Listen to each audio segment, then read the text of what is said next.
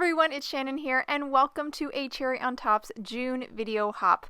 This month's theme is flowers, and today we are going to create this bold and vibrant poppy card featuring products from Waffle Flower Crafts. We're going to start with the Sweet Poppy die set here. This is a simple layering floral die set. I've pulled off the largest die and the top layer for the flower.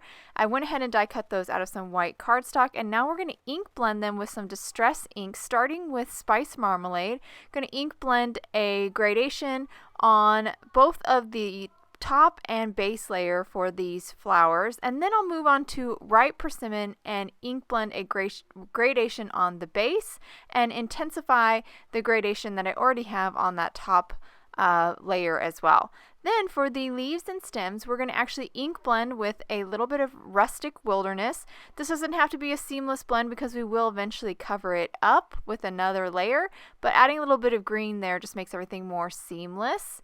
Now we're moving on to another flower. This time we're going to do a red combo, starting with Candied Apple, ink blending both the base and the top layers.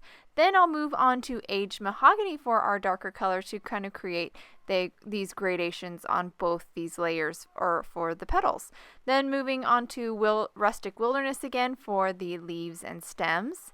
Then for our final flower, we're going to do a purple combo, starting with Seedless Preserves, again ink blending a gradation on that top layer, and then for the base, I will really create the gradation for the base when I get to this darker shade, which we're going to use Villainous Potion for, and then even add a little bit of that Villainous Potion to the top layer as well to just intensify that gradation. Then we're going to finish with the Rustic Wilderness for the leaves and stems, and then we will move on to our next layer. So this is our top layer for our leaves and stems. I've grabbed some colored cardstock here, and I'm just going to die cut this out of that colored cardstock just to save ourselves some blending. And then I'll grab a little bit of that Rustic Wilderness and ink blend the base of the stems with that green color just to kind of create a little gradation and add a little interest to those stems. Now we're ready to put our flowers together. I'm going to grab my top layer for the petals and just add a small bit of liquid adhesive to the very bottom of these petals, just a little bit. We want to keep most of this unglued, or especially at the top of these petals unglued, so we can later pop them up and get some dimension. Now we're going to move on to the top layer for the leaves and stems. Just add some liquid adhesive to basically the whole backside of these and just line them on top. And this will actually overlap the a little bit of the petals, and it just ends up with this really pretty and clean looking flower. I love the way they turned out. Now I just wanted to add a little highlight, so I grabbed a Jelly Roll pen here. This is a number 10. I find that this one just gives me the best fluidity of the ink, and I really like the highlights that it creates. I'm just going to add a little highlight here and there on the petals and the leaves just to add a little bit more interest to these flowers. Once I finish with that, we're ready to move on to the background. So I have this really awesome Tiny Crosses texture die. This is just going to add some subtle texture to the back side, to our background. I went ahead and die cut an A2 panel of white cardstock with that die. Now we're going to move on to a frame. I have the Pinking Rectangle Frames die here, and I'm going to die cut this out of some white cardstock as well. And once we finish with that, we'll move on to our sentiment. I have the Love Thanks sentiment stamp set here. I'm going to grab off a sentiment that I think will work well for a birthday or numerous different occasions. I'm going to stamp it on some black cardstock, but first I'm going to apply some anti-static powder. Then I'll ink it up with some Versamark embossing and watermark ink. Then we will dip it into some white embossing powder to kind of create that classic black and white sentiment. I'll just kind of clean off the excess or stray embossing powder, and then I'll heat set with my heat tool. Once I finish heat setting that, I will use the matching die to die cut that sentiment out. All the sentiments have a matching die, which is awesome. After I've die cut that out, we're ready to kind of put everything together. I'm going to start by adhering that textured panel with the crosses to the front of an A2 top folding white card base.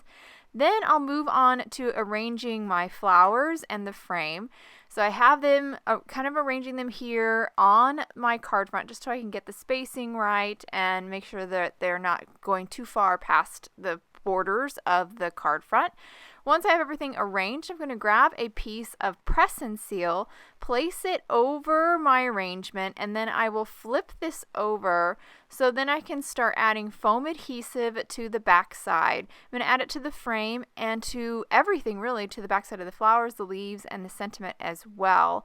But I did forget here, or did just realize that I forgot to trim off that excess of the leaves here hanging out. So I'm just going to trim those off with my scissors, and then I'll be left with like a little partial leaf that I decided to kind of pop it back on there. And now I'll grab my foam adhesive again, my foam adhesive strips, and kind of hold everything in place and continue to work around the frame and the flowers here, adding more and more foam adhesive so I have lots of dimension and support.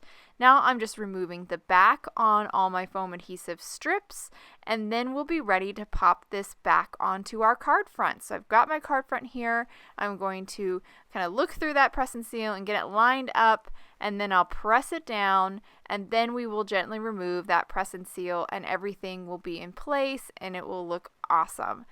Now that everything's kind of stuck down, I'm going to take that top layer of these poppies and just kind of pop it up, fold it up a little bit here. I don't want to actually crease it, but just want to pop it up a little bit to add a little bit more dimension, and that will actually complete this card. I love these bold and vibrant flowers, especially paired with that white on white background, and our sentiment is just the perfect way to finish it off. I hope you guys enjoyed today's card and video. If any questions about the products I use, please check out the links below in the description, and also be sure to check out all the other awesome videos in today's hop. See you next time.